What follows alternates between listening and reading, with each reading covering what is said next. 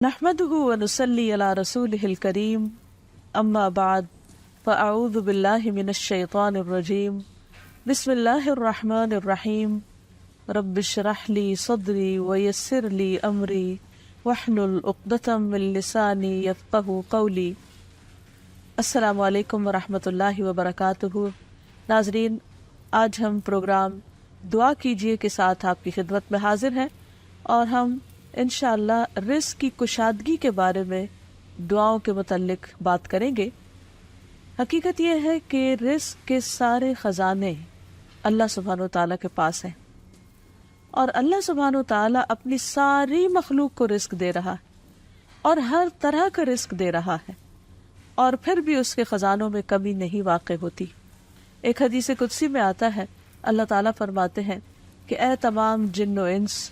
اولین و آخرین، اگر تم سب کے سب ایک چٹیل میدان میں، کھلے میدان میں اکٹھے ہو جاؤ اور پھر سب اپنی حاجات مجھ سے مانگو، اپنی ضروریات مجھ سے طلب کرو، اور میں تم سب کو وہ عطا کروں جو تمہیں چاہیے، تو بھی میرے خزانوں میں اتنی کمی بھی واقع نہیں ہوتی جتنی سوئی کو سمندر میں ڈالنے سے واقع ہوتی ہے۔ لیکن بات یہ ہے کہ انسان جب اللہ سے مانگے تو پورے یقین کے ساتھ مانگے، امید رکھ کے مانگے، اور کسی بھی قسم کی مایوسی کا شکار نہ ہو، کیونکہ دعا ان تمام چیزوں میں فائدہ دیتی ہے جو نازل ہو چکی ہیں، اور ان میں بھی فائدہ دیتی ہے جو نازل نہیں ہوئی، یعنی وہ تمام مشکلات جو انسان پہ پڑ چکی ہیں یا آئندہ آنے والی ہیں، ان دونوں کے سلسلے میں دعا کرنا انسان کو فائدہ دیتا ہے۔ لیکن یہ یاد رہے کہ دعا کی قبولیت کے لیے انسان اپنی طرف سے بھرپور کوشش کرے، اور اس میں ایک کوشش یہ کہ جب اللہ سے مانگے تو پہلے اللہ سبحانہ و تعالیٰ کی تعریف کے کلمات کہے، تسبیحات پڑھے، اور پھر اس کے ساتھ ساتھ درود شریف پڑھے۔ جہاں تک رزق کا تعلق ہے تو اس سلسلے میں یہ یاد رہے کہ رزق کا تنگ کرنا اور کشادہ کرنا یہ صرف اللہ سبحانہ و تعالیٰ کے ہاتھ میں ہے۔ وہ جس کو چاہتا ہے زیادہ دیتا ہے، جس کو چاہتا ہے کم دیتا ہے۔ قرآن مجید میں اللہ تعالیٰ فرماتے ہیں واللہ یرزق من یشاء بغیر حساب، اللہ جس کو چاہتا ہے بے حساب رزق عطا کرتا ہے، اور پھر اگر وہ کسی کو زیادہ نہیں دیتا، اس پر رزق تنگ کر دیتا ہے، تو بھی اس میں اس کی اپنی حکمت اور مصلحت کار فرما ہوتی ہے۔ بعض لوگوں کو رزق کی زیادتی نقصان دیتی ہے، اور بعض لوگوں کو رزق کی کمی فتنے اور مشکل میں ڈال دیتی ہے کہ ان کے ایمان جانے کا خطرہ ہوتا ہے۔ اسی طرح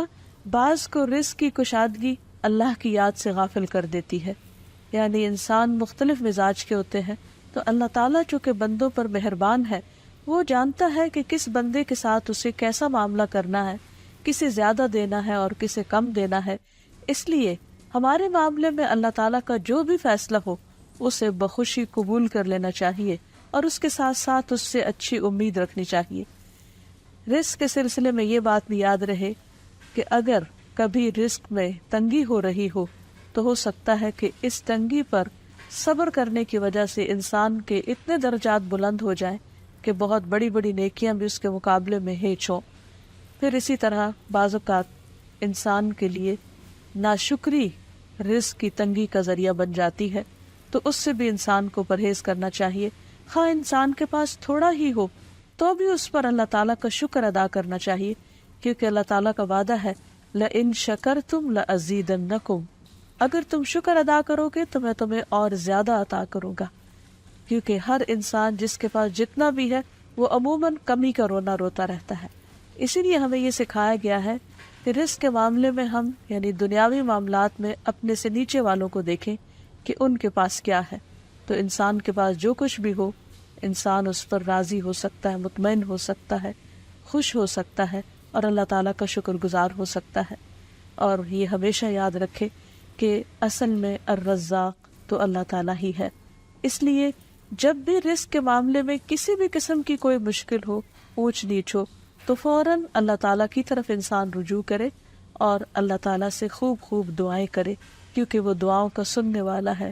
قریب مجیب ہے، بہت قریب ہے، اور ہر بات کا جواب دیتا ہے۔ ایسا نہیں کہ وہ انسان کی دعا کو نظر انداز کر دیتا ہے، اور یہ تو اس کا خود حکم ہے، وَقَالَ رَبُّكُمُ ادْعُونِي أَسْتَجِبْ لَكُمْ، تمہارا رب کہتا ہے کہ تم مجھ سے مانگو تو میں تمہاری دعا قبول کروں گا۔ تو ہمیشہ ہمیں یہ یاد رکھنا چاہیے کہ رزق کی کنجیاں اللہ تعالیٰ کے پاس ہیں۔ فرمایا لَهُ مَقَالِيدُ السَّمَاوَاتِ وَالْأَرْضِ يَبْسُطُ الرِّزْقَ لِمَن يَشَاءُ وَيَقْدِرُ إِنَّهُ بِكُلِّ شَيْءٍ عَلِيمٌ، آسمانوں اور زمین کی چابیاں اسی کے پاس ہیں، وہ جس کے لیے چاہتا ہے رزق کشادہ کر دیتا ہے اور جس کو چاہتا ہے تنگ کر دیتا ہے، بلا شبہ وہ سب کچھ جاننے والا ہے۔ اور پھر تمام مخلوقات کے رزق کی ذمہ داری اسی پر ہے۔ فرمایا وَمَا مِن دَابَّةٍ إِلَّا عَلَى اللَّهِ رِزْقُهَا، اور کوئی جاندار ایسا نہیں کہ جس کے رزق کا ذمہ اللہ کے اوپر نہ ہو۔ کوئی ایک چھوٹی سے چھوٹی چونٹی اور اس سے بھی چھوٹی مخلوق، ان سب کو وہی کھلاتا اور پلاتا ہے، وہی زندگی دیتا ہے اور زندگی کے اسباب مہیا کرتا ہے، لیکن اکثر لوگ اللہ تعالیٰ کے اس اختیار سے لا علم ہے۔ اسی لیے اللہ تعالیٰ فرماتے ہیں قُلْ إِنَّ رَبِّي يَبْسُطُ الرِّزْقَ لِمَن يَشَاءُ وَيَقْدِرُ وَلَكِنَّ أَكْثَرَ النَّاسِ لَا يَعْلَمُونَ، کہہ دیجئے بے شک میرا رب رزق فراخ کرتا ہے جس کے لیے چاہتا ہے اور تنگ کر دیتا ہے، لیکن اکثر لوگ علم نہیں رکھتے، یعنی بہت سے لوگ اس حقیقت کو بھول جاتے ہیں، اور جب ان کے پاس زیادہ آتا ہے تو وہ سمجھتے ہیں کہ یہ ان کی محنت کا نتیجہ ہے، یہ ان کی کوششیں اور ان کی سمجھداری ہے جس کی وجہ سے ان کو زیادہ ملا ہے۔ اور اگر کسی کے پاس کم ہوتا ہے تو عموماً لوگ سمجھتے ہیں کہ یہ اس کی اپنی حماقت اور بے وقوفی کی وجہ سے یا ناسمجھی کی وجہ سے اس کو نہیں مل رہا، حالانکہ بعض اوقات اللہ سبحانہ وتعالی انتہائی ناسمجھ لوگوں کو بھی بہت کچھ عطا کر دیتا ہے، اور بعض اوقات بہت زیادہ پڑھے لکھے سمجھدار عقل مند لوگ اپنے 2 وقت کے کھانے کے لیے بھی پریشان ہوتے ہیں۔ حقیقت یہ ہے کہ اللہ سبحانہ وتعالی جسے چاہے خوب نوازے، اور دینے سے اس کے خزانوں میں کوئی کمی واقع نہیں ہوتی، اور یہ اس کی اپنی مشیت اور اس کی اپنی چاہت ہے۔ وہ چاہے تو اپنے نافرمانوں کو بہت کچھ دے دے۔ ہم دیکھتے ہیں کہ دنیا میں بہت سے لوگ اس کی ذات کا بھی انکار کرتے ہیں، اس کے آگے سجدہ بھی نہیں کرتے، اس کی راہ میں کچھ صدقہ خیرات بھی نہیں کرتے، لیکن اس کے باوجود ان پر رزق برستا ہی چلا جاتا ہے، کیونکہ اللہ سبحانہ وتعالیٰ ان کو ڈھیل دیتا ہے۔ پھر اسی طرح اللہ تعالیٰ نے ہر ایک کا چونکہ رزق مقرر کر رکھا ہے، تو جن کے حصے میں زیادہ دیا یا زیادہ رکھا ہے، وہ ایسا نہیں کہ ضروری طور پر ان کی کسی نیکی کی وجہ سے ہی ہو، وہ اللہ تعالیٰ کی تقسیم کی بنا پر ہے، اللہ تعالیٰ کا اپنا فیصلہ ہے جو اس کی حکمت پر مبنی ہے جسے انسان نہیں جانتے، کیونکہ اللہ تعالیٰ نے ہر انسان کا رزق مقرر کر رکھا ہے، اور جو انسان کے مقدر میں ہوتا ہے وہ اس کو مل کر رہتا ہے۔ اسی لیے جابر بن عبداللہ کہتے ہیں کہ اللہ کے رسول صلی اللہ علیہ وسلم نے فرمایا، اگر ابن آدم اپنے رزق سے اسی طرح بھاگے جس طرح موت سے بھاگتا ہے، تو بھی رزق اسے اسی طرح پالے گا جس طرح اسے موت پا لیتی ہے، یعنی اس کا رزق اس تک پہنچ کر رہے گا۔ اس سلسلے میں ایک بہت اہم بات یاد رکھنے کی ہے کہ انسان رزق کے معاملے میں ہمیشہ اللہ تعالیٰ کی طرف رجوع کرے، اور کسی بھی پریشانی کی صورت میں غیر اللہ کی طرف رجوع نہ کرے، یعنی اپنے دکھ، تکلیف، پریشانی، اس کے داستان، اس کی وپتا صرف اللہ تعالیٰ کو سنائے، اسی سے دعائیں مانگے، اور یہ مت سمجھے کہ اللہ تعالیٰ نہیں سنتا تو وہ کسی اور کے در پر جا کر اپنی مشکل بیان کر کے اسے مشکل کشا سمجھتے ہوئے اس سے اپنی حاجات پوری کروا سکتا ہے۔ قرآن مجید میں اللہ تعالیٰ فرماتے ہیں وَاللَّهُ جَعَلَ لَكُم مِّنْ أَنفُسِكُمْ أَزْوَاجًا وَجَعَلَ لَكُم مِّنْ أَزْوَاجِكُمْ بَنِينَ وَحَفَدًا وَرَزَقَكُم مِّنَ الطَّيِّبَاتِ أَفَبِالْبَاطِلِ يُؤْمِنُونَ وَبِنِعْمَةِ اللَّهِ هُمْ يَكْفُرُونَ وَيَعْبُدُونَ مِن دُونِ اللَّهِ مَا لَا يَمْلِكُ لَهُمْ رِزْقًا مِّنَ السَّمَاوَاتِ وَالْأَرْضِ شَيْئًا وَلَا يَسْتَطِيعُونَ، اور اللہ نے تمہارے لیے خود تم ہی سے بیویاں بنائیں، اور تمہارے لیے تمہاری بیویوں سے بیٹے اور پوتے بنائے، اور تمہیں پاکیزہ چیزوں سے رزق دیا، تو کیا وہ باطل کو مانتے ہیں اور اللہ کی نعمت کا انکار کرتے ہیں؟ اور وہ اللہ کے سوا ان کی عبادت کرتے ہیں جو نہ انہیں آسمانوں اور زمین سے کچھ بھی رزق دینے کے مالک ہیں اور نہ وہ طاقت رکھتے ہیں۔ تو اس آیت سے واضح طور پر پتہ چلتا ہے کہ اللہ کے رزق کے خزانے صرف ان کا مالک اللہ ہی ہے، اس کے علاوہ کوئی نہیں۔ اگر اللہ تعالیٰ کسی کو رزق نہ دے تو کوئی اور کچھ بھی نہیں دے سکتا، کیونکہ اللہ تعالیٰ نے ملکیت کے یہ سارے اختیارات اپنے پاس رکھے ہوئے ہیں، کسی اور کو نہیں دیے۔ جیسا کہ ایک اور آیت میں آتا ہے کہ انسان کو اللہ ہی کے ہاں رزق تلاش کرنا چاہیے۔ فرمایا انما تعبدون من دون اللہ اوثانا وتخلقون افکا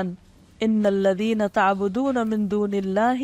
لا یملکون لکم رزقا فابتغوا عند اللہ الرزق واعبدوہ واشکروا لہ الیہ ترجعون۔ تم اللہ کے سوا چند بتوں ہی کی تو عبادت کرتے ہو اور تم سراسر جھوٹ گھڑتے ہو۔ بلا شبہ اللہ کے سوا جن کی تم عبادت کرتے ہو تمہارے لیے کسی رزق کے مالک نہیں، سو تم اللہ کے ہاں ہی رزق تلاش کرو اور اسی کی عبادت کرو اور اس کا شکر کرو، اسی کی طرف تم لوٹائے جاؤ گے۔ یعنی اسی نے تمہیں پیدا کیا، وہی تمہیں رزق دیتا ہے، اسی کی طرف تمہاری واپسی ہے۔ اس لیے تم نہ اللہ کے سوا کسی اور کی عبادت کرو اور نہ ہی اس کے آگے ہاتھ پھیلاؤ اور نہ اس سے توقع رکھو کہ وہ تمہیں کچھ دے گا، بلکہ اس کے مقابلے میں پورے یقین کے ساتھ اللہ تعالیٰ سے ہی مانگتے رہو، کیونکہ نبی صلی اللہ علیہ وسلم نے فرمایا کوئی شخص اس طرح دعا نہ کرے کہ اے اللہ اگر تو چاہے تو مجھے روزی دے، بلکہ پختگی کے ساتھ سوال کرے، پورے عزم کے ساتھ سوال کرے، کیونکہ اللہ جو چاہتا ہے کرتا ہے اور اس پر کوئی جبر کرنے والا نہیں ہے۔ اور جب بندہ اللہ سے رزق مانگتا ہے تو اللہ تعالیٰ اس کو عطا کرتا ہے۔ نبی صلی اللہ علیہ وسلم نے فرمایا جب تم اللہم ارزقنی کہو گے تو اللہ تعالیٰ فرمائے گا میں نے رزق دینے کا فیصلہ کر لیا۔ یعنی جب تم کہو گے کہ اللہ مجھے رزق دے تو اللہ تعالیٰ تمہیں جواب دے گا کہ ہاں میں تمہیں رزق دوں گا۔ اس لیے اس حوالے سے مکمل طور پر اللہ سبحانہ و تعالیٰ پر بھروسہ کرنا چاہیے، اللہ تعالیٰ کا تقوی کرنا چاہیے، یعنی اللہ تعالیٰ سے ڈرتے رہنا چاہیے اور رزق کی تلاش میں حرام راستے اختیار نہیں کرنے چاہیے، کیونکہ اللہ سبحانہ و تعالیٰ کا وعدہ ہے وَمَن يَتَّقِ اللَّهَ يَجْعَل لَّهُ مَخْرَجًا وَيَرْزُقْهُ مِنْ حَيْثُ لَا يَحْتَسِبُ۔ جو اللہ کا تقوی اختیار کرے گا اللہ تعالیٰ اس کے لیے مشکل سے نکلنے کی کوئی راہ ضرور بنا دے گا اور اس کو وہاں سے رزق عطا کرے گا جہاں سے وہ سوچتا بھی نہیں ہوگا، یعنی اس کا وہم و گمان بھی نہیں ہوگا، اس کا خیال بھی نہیں ہوگا۔ اللہ تعالیٰ غیب سے ایسے اسباب پیدا کر دے گا جن کے بارے میں انسان نے کبھی سوچا نہ ہوگا، لیکن شرط یہ ہے کہ جب انسان کے اوپر آزمائش کا وقت ہو تو اس وقت وہ اللہ تعالیٰ سے حلال ہی کو طلب کرتا رہے اور پریشان ہو کر حرام راستے اختیار نہ کرے۔ اللہ تعالیٰ کا وعدہ ہے کہ اگر کوئی اللہ سے ڈرتا ہے، اللہ کی اطاعت کرتا ہے، اللہ کی نافرمانی سے بچتا ہے تو پھر ایسی صورت میں اللہ تعالیٰ اس پر آزمائش کے ختم ہونے کے بعد آسمان و زمین سے برکتوں کے دروازے کھول دے گا۔ فرمایا وَلَوْ أَنَّ أَهْلَ الْقُرَىٰ آمَنُوا وَاتَّقَوْا لَفَتَحْنَا عَلَيْهِمْ بَرَكَاتٍ مِّنَ السَّمَاءِ وَالْأَرْضِ۔ اور اگر یہ بستیوں والے ایمان لے آتے اور اللہ کا تقوی اختیار کرتے تو ہم ان پر آسمان اور زمین کی برکتوں کے دروازے کھول دیتے۔ یعنی اللہ تعالیٰ ان دروازوں کو بند کر کے آزماتا ضرور ہے، لیکن وہ دیکھتا یہ ہے کہ بندہ کرتا کیا ہے، اور جب بندہ اللہ کی اطاعت ہی کا عزم دل میں رکھتا ہے تو اللہ تعالیٰ اپنی رحمت عام کر دیتا ہے۔ پھر یہ کہ انسان کو اللہ کی تقسیم پر راضی رہنا چاہیے۔ اگر اپنے سے زیادہ کسی کو ملا ہے تو اس پر حسد نہیں کرنا چاہیے، اور اگر اپنے سے کم کسی کے پاس ہے تو اس کے اوپر اس کو حقیر نہیں سمجھنا چاہیے، بلکہ انسان کی قدر کرنی چاہیے اور ہمیشہ یہ سوچنا چاہیے کہ اس کو مجھ سے زیادہ دینے والے کو بھی دینے والا رب ہے، مجھے بھی میرے رب نے ہی دیا ہے، اور جس کے پاس کم ہے اس کا بھی مالک وہی ہے۔ اور یہ بھی انسان یاد رکھے کہ انسان جب حرام سے بچتا ہے، غلط راستوں سے بچتا ہے، اللہ تعالیٰ کی فرما برداری کرتا رہتا ہے، اس کا شکر ادا کرتا رہتا ہے، تو اللہ تعالیٰ اس کو حلال طریقوں سے بھی رزق عطا کرتا ہے۔ حدیث میں آتا ہے کہ رزق کی تلاش میں میانہ روی اختیار کرو، یہ بہت ڈیسپریٹ نہ ہو جاؤ، اللہ تعالیٰ ضرور دروازہ کھولے گا۔ کہیں ایسا نہ ہو کہ رزق کا مؤخر ہونا یعنی ڈیلے ہونا تمہیں اس بات پر اکسا دے کہ تم اللہ تعالیٰ کی نافرمانیاں کرنے لگو، یعنی نافرمانی کے ذریعے اس کا رزق تلاش کرو۔ یاد رکھو جو کچھ اللہ تعالیٰ کے پاس ہے وہ اس کی اطاعت سے ہی حاصل کیا جا سکتا ہے،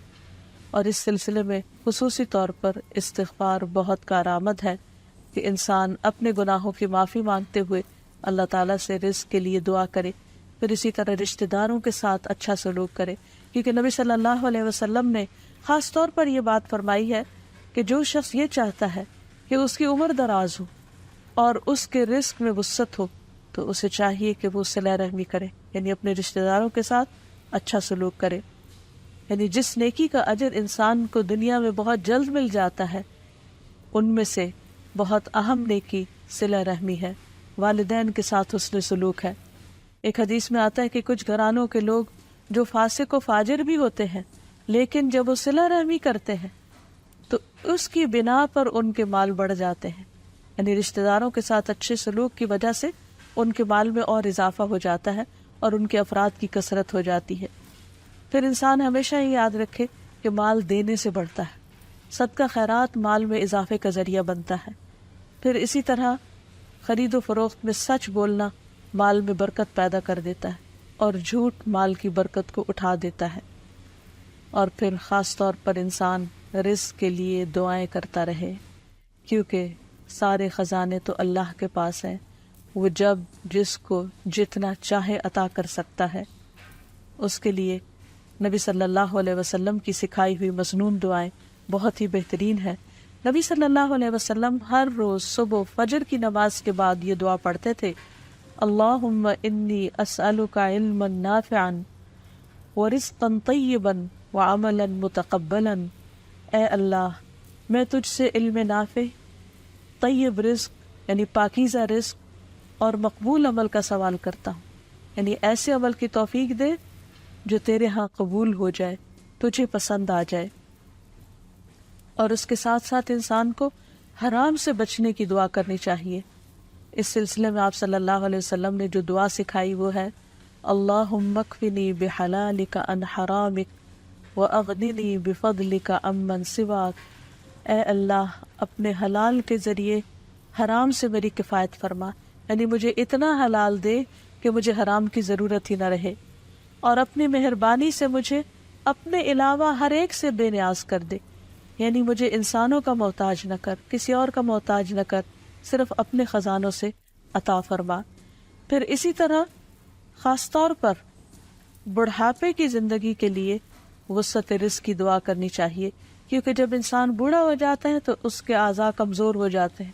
وہ اپنے لیے خود کچھ کمائی نہیں کر سکتا، وہ دوسروں پر ڈپینڈنٹ ہو جاتا ہے، تو اس وقت وسیع رزق کی دعا سکھائی گئی۔ فرمایا، اللہم اجعل اوسع رزقک علی عند کبر سنی وانقطاع عمری۔ اے اللہ، جب میں بوڑھا ہو جاؤں اور میری عمر ختم ہونے لگے تو میرے رزق کو وسیع کر دے۔ اور رزق کی دو بڑی قسمیں ہوتی ہیں، ایک وہ رزق جو ظاہری طور پر جسموں کی غذا بنتا ہے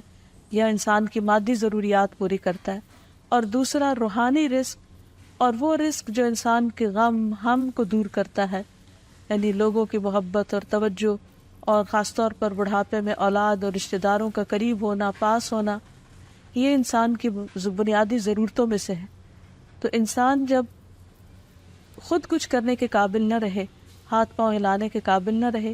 تو عموماً وہ لوگوں پر ایک بوجھ بن جاتا ہے، اور یہ چیز انسان کے لیے بہت پریشانی کا باعث ہوتی۔ انسان جب جوان ہوتا ہے، بہت کچھ کما رہا ہوتا ہے، تو سب اس کو لک فارورڈ کرتے ہیں، سب اس سے محبت کرتے ہیں، سب اس کے پیچھے جاتے ہیں، کیونکہ اس کی ذات سے لوگوں کو فائدہ پہنچتا ہے۔ لیکن بڑھاپے میں انسان اس طرح فائدہ نہیں پہنچا سکتا، تو پھر انسان کے لیے پریشانی ہوتی ہے، اور اسے تنہائی کا احساس بھی ہونے لگتا ہے، اور اس کے لیے انتہائی اذیت کے دن ہو جاتے ہیں۔ وہ اپنے حسین ماضی کو بھی یاد کرتا ہے، کامیاب زندگی کو بھی یاد کرتا ہے، اور اپنے مستقبل کو بھی دیکھتا ہے کہ موت قریب آ لگی ہے۔ تو ایسے میں یہ دعا بہت فائدہ مند ہے کہ اے اللہ، جب میں بوڑھا ہو جاؤں اور میری عمر ختم ہونے لگے تو میرے رزق کو وسیع کر دے۔ اور جب انسان کے پاس اپنی ضرورت کا ہوتا ہے بڑھاپے میں بھی، تو انسان یکسوئی کے ساتھ اللہ سبحانہ وتعالیٰ کی عبادت اور زیادہ کر سکتا ہے۔ اسی طرح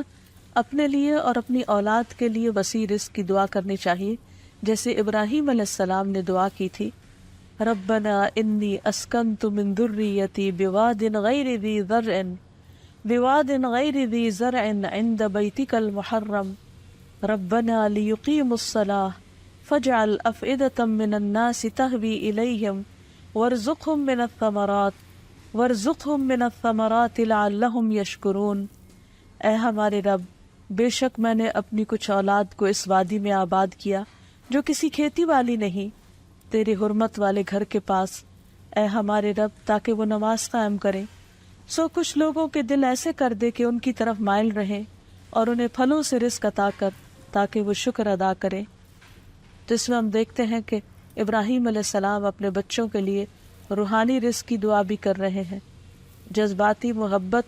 کے رزق کی دعا بھی کر رہے ہیں، اور پھر اس کے ساتھ ساتھ جسمانی رزق کی دعا بھی کر رہے ہیں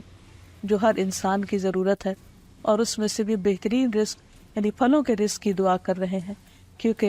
انسان کو اللہ تعالیٰ کا صرف رزق ہی نہیں مانگنا چاہیے، بہترین رزق مانگنا چاہیے۔ یعنی ایک تو سمپل سی دعا ہے اللہم ارزقنی، اور پھر ورزقنا وانت خیر الرازقین، جو سورۃ المائدہ میں اللہ تعالیٰ نے دعا سکھائی ہے، اور ہمیں رزق دے اور تو سب رزق دینے والوں میں سے بہترین ہے۔ رزق کی تنگی میں خاص طور پر استغفار بہت فائدہ دیتی ہے، یعنی انسان کے گناہ انسان کے رزق کے راستے میں رکاوٹ بن جاتے ہیں۔ اور آخر میں یہ بات یاد رہے کہ انسان کے رزق میں اکثر اس کے اپنے گناہ رکاوٹ بن جاتے ہیں، اس لیے جب انسان ان گناہوں سے توبہ کرتا ہے، استغفار کرتا ہے، تو اللہ تعالیٰ رزق کے دروازے کھول دیتے ہیں، جیسے اللہ تعالیٰ کا وعدہ ہے۔ قرآن مجید میں آتا ہے، نوح علیہ السلام نے اپنی قوم سے کہا فَقُلْتُ اسْتَغْفِرُوا رَبَّكُمْ إِنَّهُ كَانَ غَفَّارًا يُرْسِلِ السَّمَاءَ عَلَيْكُمْ مِدْرَارًا وَيُمْدِدْكُمْ بِأَمْوَالٍ وَبَنِينَ وَيَجْعَلْ لَكُمْ جَنَّاتٍ وَيَجْعَلْ لَكُمْ أَنْهَارًا۔ اور کہا کہ اپنے رب سے معافی مانگ لو، بلا شبہ وہ بڑا معاف کرنے والا ہے، وہ تم پر آسمان سے خوب بارشیں برسائے گا، اور تمہاری مال اور اولاد سے مدد کرے گا، تمہارے لیے باغ پیدا کرے گا اور نہریں جاری کرے گا۔ تو اس سے یہ پتہ چلتا ہے کہ دنیا میں جتنی بھی راحتیں اور رزق کی قسمیں ہیں، ان سب کی کنجی استغفار ہے۔ تو اس لیے انسان کثرت سے اپنے گناہوں پر توبہ کرتا رہے۔ حضرت حسن بصری کی مجلس پہ ایک شخص آیا اور کہنے لگا کہ اس کے ہاں اولاد نہیں، تو انہوں نے اس کو استغفار کا حکم دیا۔ دوسرے شخص نے کہا کہ ان کے ہاں قحط سالی ہے، بارشیں نہیں ہو رہی، تو انہوں نے ان کو استغفار پڑھنے کے لیے کہا۔ تیسرا شخص آیا اور کہنے لگا کہ اس کے رزق میں مشکل ہے، تو انہوں نے اس کو بھی یہی نسخہ بتایا۔ تو ان کی مجلس میں سے ایک شخص نے کہا کہ آپ نے ہر مشکل میں مبتلا شخص کو ایک ہی بات بتائی، ایک ہی وظیفہ بتایا، اور وہ بخشش کی دعائیں کرنے کا۔ تو کہا کہ کیا تم نے سورۃ نوح کی آیت نہیں پڑھی؟ حقیقت یہ کہ اللہ کا کلام سچا ہے، اور ہمیں اس پر ایمان لا کر پورے یقین کے ساتھ، وثوق کے ساتھ دعا مانگنی چاہیے